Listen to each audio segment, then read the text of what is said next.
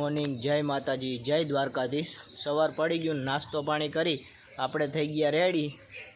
અને અત્યારે જો સવારમાં તો પવન હોય જ નહીં, હાવ અત્યારમાં ફૂલ આવ ગરમી જેવું વાતાવરણ પકડાઈ જાય। હાવ જરી કંઈ પવન ના હોય, થોડો થોડો ક્યારેક ક્યારેક પવન આવે। જો દાદાની માં બેઠા હે, પાણી આપણે ભરીને રાખી દીધું છે। ચકલાવાનું પાણી પીવું હોય તો આવે, હવા તડકામાં આપણે નથી રહી શકતા, તો પશુ પક્ષી કેમ રહી શકે? એટલે પાણી ભરીને મૂકી દેવાય, જેથી કરીને એમાં પાણી પીએ અને એની ને આમ જુઓ તમે। અને હમણાં આપણે ફોન આવ્યો તો કે વાડી બાજુ જવાનું છે, કંઈ કામ છે નહીં, એમને જવાનું છે। મહિલાભાઈ આપણે કાલે માં ઢાંકી નાખ્યો તો એમાં રાપ હાકે છે પાછો, હજી બીજી વાર મેં તમને કીધું એમ હજી માઢ મારવો પડશે એટલે ઢેફા ભાંગી જાય। તો હાલો હવે એ બાજુ વાડી બાજુ જાય અને ત્યાં માઢ ઓલી રાપ હાલે છે, ત્યાં જોવું અને ત્યાં બેસું। તો હાલો નીકળી જાય એ બાજુ। પહોંચી ગયા આપણે વાડીએ, અને આ બાજુ જોવો રાપ અહીંથી મૂકી આપણે વાં સુધી પૂગી ગયા મહિલાભાઈ। અને આ બાજુ પારા વારવાનું કામ હાલે છે, અને આ બાજુ જો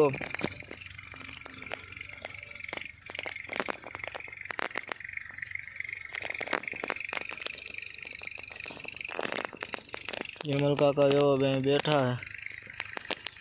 અને આજે મેં કીધું એમ પવન હે નહીં, અત્યારમાં સવારમાં ફૂલ તડકો જ છે।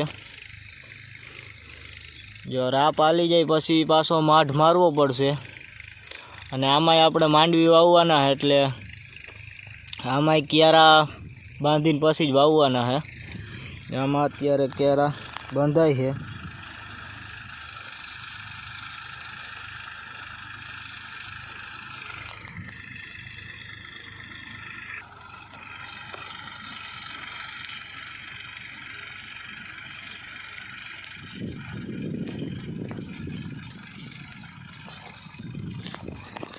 હલો વાહ સાયા જઈને બેઠા, અહીંયા તો ફૂલ તડકો છે। જો જમલ કાકા ભાઈ ગયા, મહિલાભાઈ તો હમણાં હાકી નાખશે, ને આ બાજુ હમણાં કામ પૂરું થઈ જાય કે જો કેમ ક્યારા બંધાતા જાય છે। હાલો ઓલી બાજુ રાપ હાલી ગઈ, અને જો પાછો માઢે મારવા માંડ્યા છે।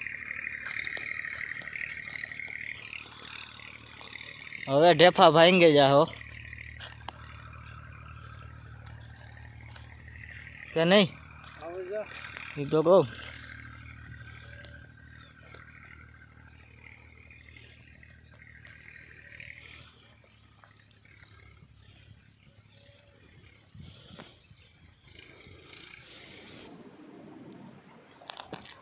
ખાઈ પી અને ઘડીક બપોરે સૂઈ ગયા હતા, અને અત્યારે વાગી રહ્યા 6 અને ભૂખ લાગી છે, તો કંઈક ખાવાનું બનાવશું। અત્યારે કોઈ ઘરે તો છે નહીં, એટલે ભૂખ લાગી એવું લાગે કે તીખું છે ને રતલામી સેવનું શાક બનાવું। તો હમણાં એને બધું લઈ આવું અને પછી તમને મળું।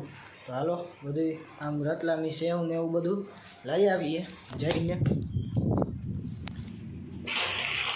જો લઈ આવ્યા પેકેટ, અને જો ટમેટાની ગ્રેવી અને ડુંગળીની ગ્રેવી, અને અહીંયા લહણ ને એવું ખાંડી લીધું છે। હવે કરી દઈ ચાલુ સગડી।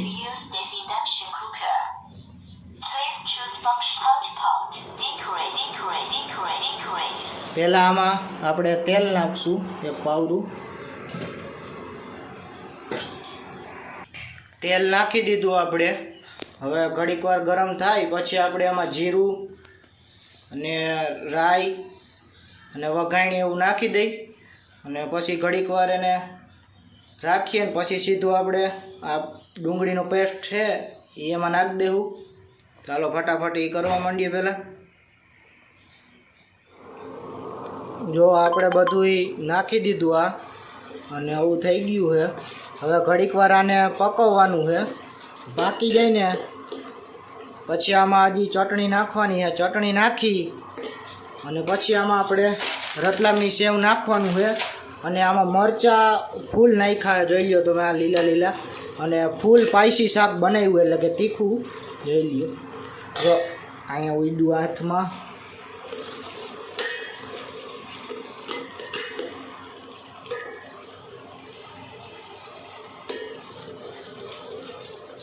અને આપને શાક આવડતું નથી તો એ બનાવવા બેસી ગયો હે. હવે તો કેવું બને એ છેલ્લે ખબર પડે આપને. હાલો હવે આપણે આમાં સેવ નાખી દઈ. સેવ નાખી દીધી અને ચટણી નાખી દીધી છે.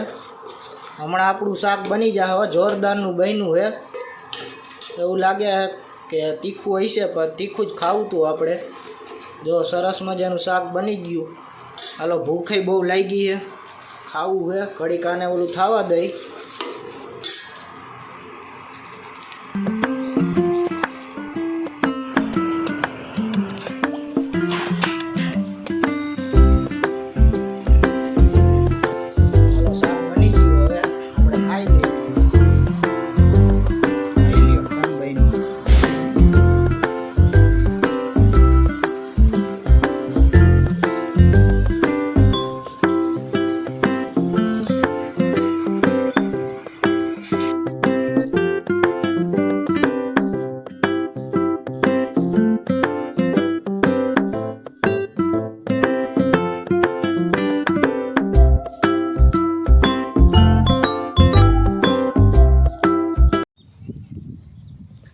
બાકી આપણે બનાવી અને વાડિયાથી દૂધ લઈ આવ્યા અને સીધા આવી ગયા અગાસી ઉપર અત્યારે.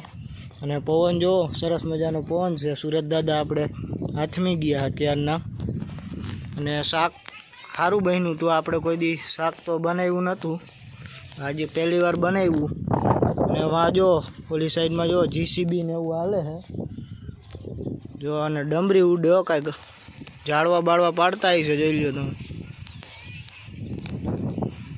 જો અહીંયા જીસીબી હાલે અને એની આગળ કાંઈક ટ્રેક્ટર કાં કંઈક ગમે એ હતું.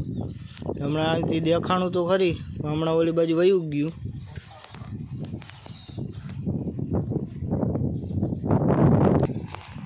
તો એ બાજુ આપણે જેસીબી ને એવું હાલે છે. અને આ જો હું વાત કરતો હતો કે શાક આપણે કોઈ દી બનાવ્યું નથી.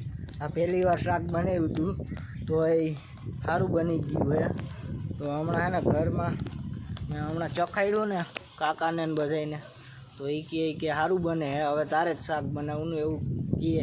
એટલે આપણે એને સારું એકવાર બની ગયું હોય પણ આવડતું નહોતું તો એ સારું બની ગયું. જો પારસભાઈને અહીં ઊભા જો હાલે પાછું જીસીબી આવ્યો દેખાણું જો. અને અહીંથી આપણે સીધો પાનેલીનો રસ્તોય દેખાય જાય અહીંથી. આમ સીધો વાડી વિસ્તાર આડો આવે, બાકી તો સીધું પાનેલી દેખાય જ. તો આજનો વિડીયો બસ આટલો જ. જો વિડીયો પસંદ આવ્યો હોય તો વિડીયોને લાઇક, શેર અને સબસ્ક્રાઈબ કરી નાખજો. મળીએ આપણે બીજા વિડીયોમાં. Bye bye.